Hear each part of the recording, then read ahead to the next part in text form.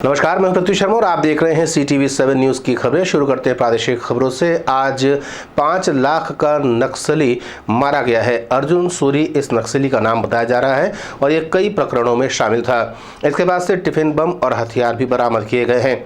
बाद में पुलिस ने मीडिया को इस पूरे घटनाक्रम की जानकारी दी है कि किस तरीके से बलंगीर के पास इस एरिया कमांडर को मारा गया। देखिए, 19 तारीख को DRG दंतेवाड़ा अनंतपुर क्षेत्र के अंदर गश्त की थी और अपनी गश्त के दौरान हमारे ऊपर पूंछ से घात लगाकर जो नक्सली बैठे हुए थे उन्होंने अंधाधुंध फायरिंग की।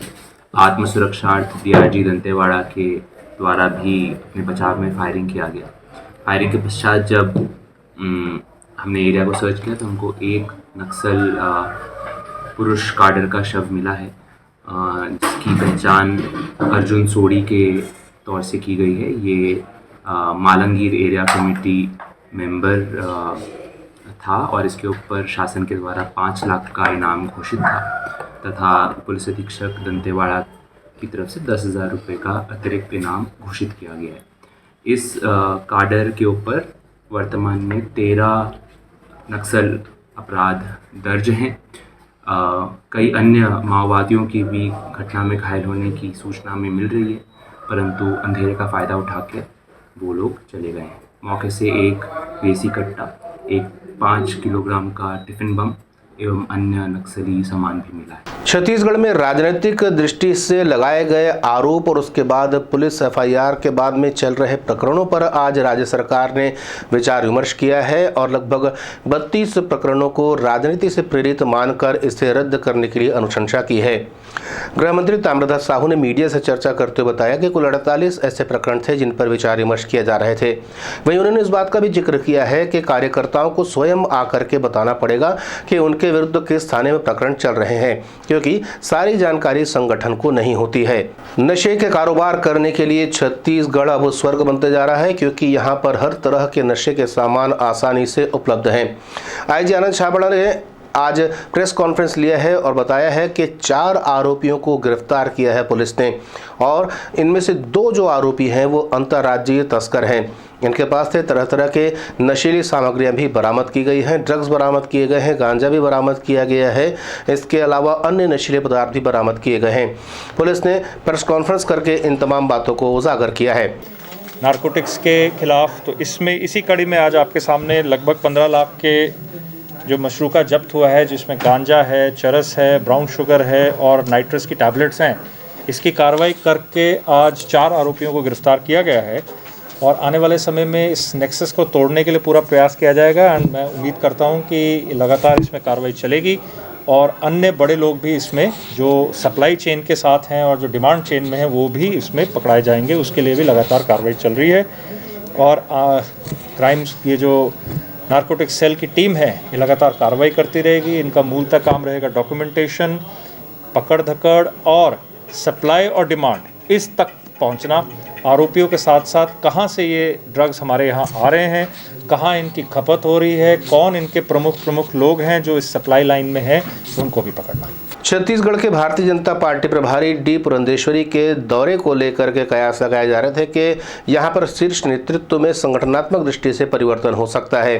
वहीं मीडिया से चर्चा करते हुए D पुरंदेश्वरी का कहना है कि यह संगठन स्तर पर की जाने वाली चर्चा है और इसका जवाब वे संगठन के ही लोगों के सामने देंगे। जिस उत्साह से हमारे कार्यकर्ता है, मुझे लगता है कि ज़रूर आगे आने वाले चुनाव में ज़रूर कामयाब होंगे हम।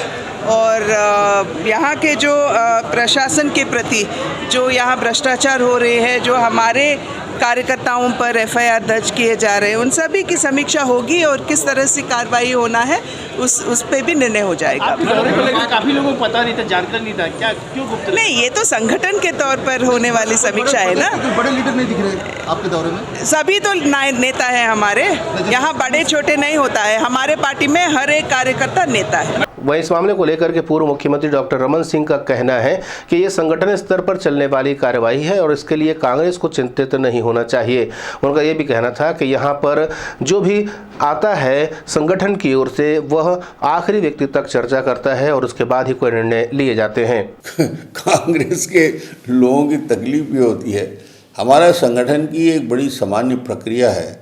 हमारे प्रभारी जो बनते हैं, वो चाहे नितिन नवीन जी हो, चाहे पुरेंद्रेश्वरी जी हैं, इनका न केवल प्रदेश के मुख्यालय में बल्कि दूरस्थ अंचल के सीधे जिले के संगठन से बातचीत करना, और ये मान्य परंपरा है, भारतीय जनता पार्टी में होता है। तो अभी नितिन नवीन जी आए थे तो सरगुजा में 3 दिन रहे थे। माननीय पुरेंद्रेश्वरी जी का जो दौरा चल रहा है वो बस्तर में 3 दिन का है, और ये सभी जिलों को टारगेट करके आने वाले समय में सभी जिला मुख्यालय में जाके सीधी बातचीत करने का उनका क्रम रहता है, उसको कर रहा है। इसमें यदि प्रभारी यहाँ आके दौरा करती हैं तो उसके बाद भी इनको दुखी होते हैं कि क्योंकि इनके प्रभारी तो चुनाव के समय आते हैं, और किस काम के लिए आते हैं प्रभारी पूरी छत्तीसगढ़ की जनता जानती है। वहीं छत्तीसगढ़ में लगातार बढ़ रहे अपराधों को लेकर के पूर्व मुख्यमंत्री डॉक्टर रमन सिंह ने चिंता जाहिर की है। उनका कहना है कि छत्तीसगढ़ अब अपराध का गढ़ बनते जा रहा है। अब रायपुर में लगातार दिन दहाड़े चाकूबाजी हो रही, सड़क में दौड़ा दौड़ा के चाकू मारा जा रहा है। नशाखोरी इतनी बढ़ गई है कि अपराध बढ़ते हैं, और अपराध बढ़ने के पीछे कारण यही है शराब, जुआ, सट्टा। जिस प्रकार पुलिस के संरक्षण में, सरकार के सह में जो जिस प्रकार की अवैध गतिविधि हो रही है, तो अवैध गतिविधियाँ जिस प्रकार नशेखोरी की बढ़ती है तो अपराध बढ़ते हैं।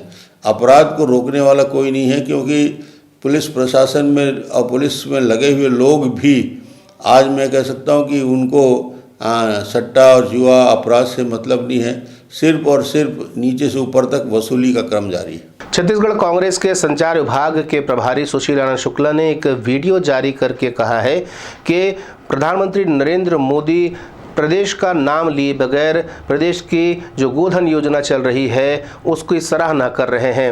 वहीं उनका ये भी कहना है कि छत्तीसगढ़ मॉडल को अब देश में सम्मान मिलने लगा है। देखिए, प्रधानमंत्री नरेंद्र मोदी द्वारा उत्तर प्रदेश में गोबर से रोजगार उपलब्ध कराने की बात करना, आवारा पशुओं के प्रबंधन की बात करना, इस बात को साबित करता है कि प्रधानमंत्री छत्तीसगढ़ की गोधन न्याय योजना के बारे में ही चर्चा कर रहे थे, लेकिन राजनीतिक प्रतिद्वंद्वितावश वे छत्तीसगढ़ की गोधन न्याय योजना का नाम नहीं ले रहे थे। लेकिन आज गोधन न्याय योजना सहित छत्तीसगढ़ मॉडल पूरे देश के सर चढ़कर बोल रहा है। देश के लोग चाहते हैं कि छत्तीसगढ़ मॉडल के समान योजनाएं उनके प्रदेशों में लागू हो। इसीलिए उत्तर प्रदेश जैसे बड़े प्रदेश में चुनाव में गोधन न्याय योजना की चर्चा विपक्षी दल के लोग भी कर रहे हैं। यह भूपेश बघेल उनके सरकार की बड़ी उपलब्धि है। कवर्धा में सतनाम समाज के गुरु रुद्र कुमार जी का भव्य स्वागत हुआ है। यहाँ पर सतनाम महाअधिवेशन का आयोजन किया जा रहा है। इसके पूर्व एक भव्य रैली निकाली गई जिसमें सतनामी समाज के लोगों ने बढ़ चढ़कर हिस्सा लिया। हाँ, आपको बता दें कि समाज के लोगों द्वारा यहाँ पर गुरु रुद्र कुमार का भव्य स्वागत किया गया है। जगह जगह पर यह स्वागत का कार्यक्रम रखा गया था।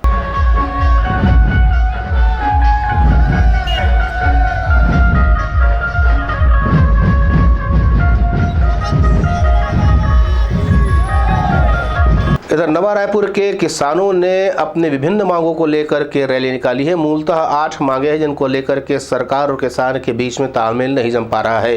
लगातार सरकार की ओर से कोशिश की जा रही है, लेकिन किसानों द्वारा इन कोशिशों को ये कहकर मना कर दिया जा रहा है कि उनकी मांगे जब तक पूरी नहीं होती हैं वे अपना प्रदर्शन बंद नहीं करेंगे। हालांकि राज्य सरकार ने एक कमेटी का गठन किया है जो इनकी समस्याओं पर विचार विमर्श कर रही है और प्रतिनिधियों से चर्चा कर रही है।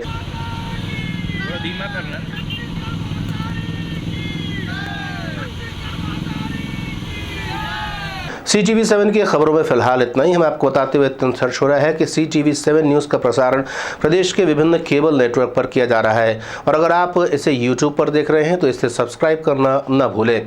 फिलहाल इतना ही। नए नए समाचारों के साथ आपसे फिर होगी मुलाकात। तब तक दी अनुमति। नमस्कार।